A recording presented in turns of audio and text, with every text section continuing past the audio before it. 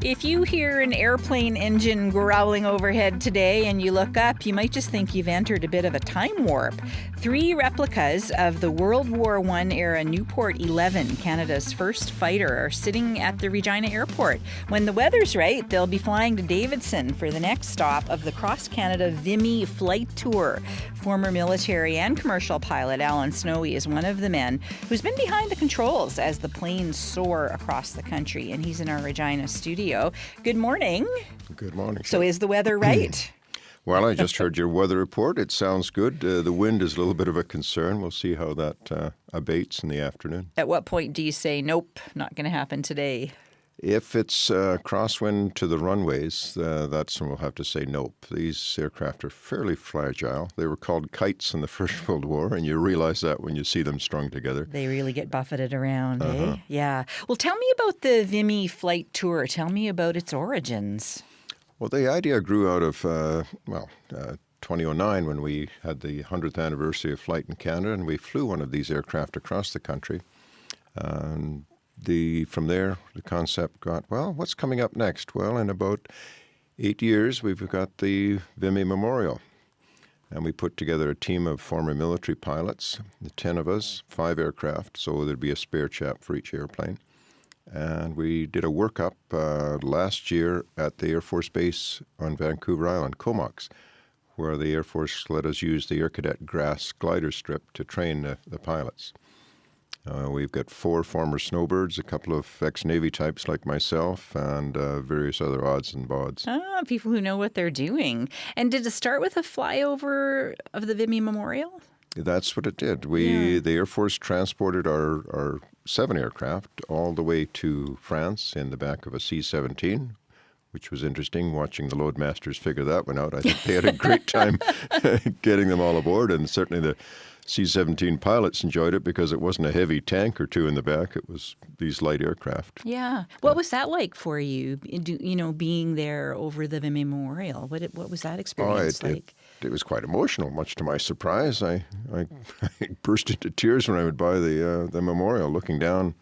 When you think about 8 years of planning and going through all the processes and then looking down this magnificent monument. I mean, it's a bucket list item for Canadians to go there and to see it,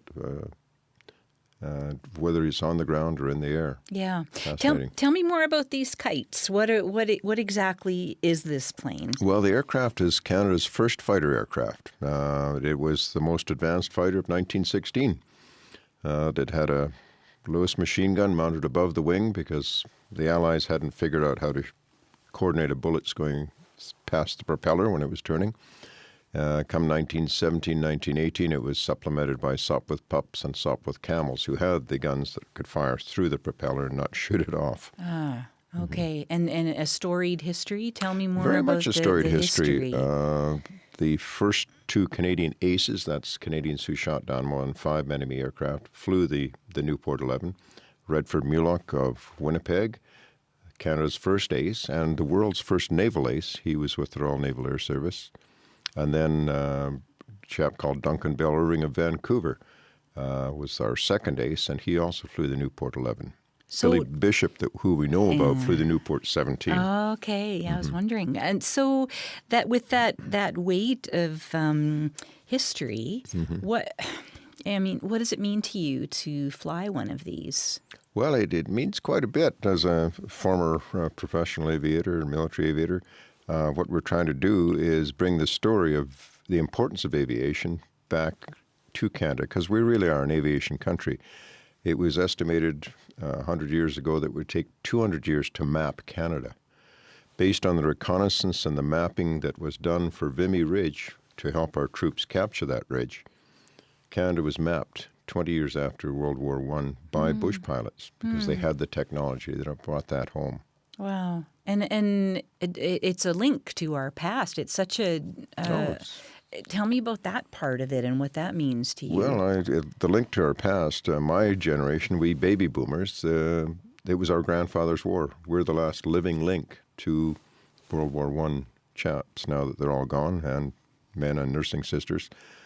So what we're doing on the Cross Canada tour is we've been to Vimy, we've commemorated, we're home We're celebrating Canada's 150th, but we're also trying to educate on how we got to Canada's 150th and how we are the nation we are today. How do young people, I'm thinking children especially, coming to see these planes, what kinds of questions do they ask and how do they react?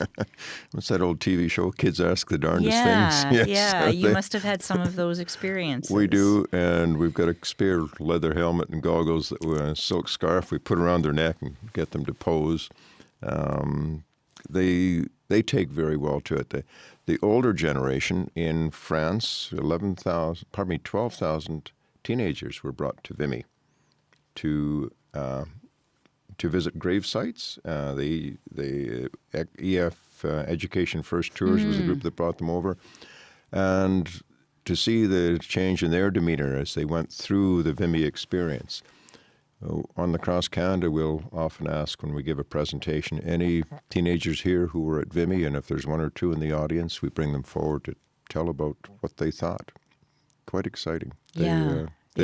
It's a reality check, Vimy.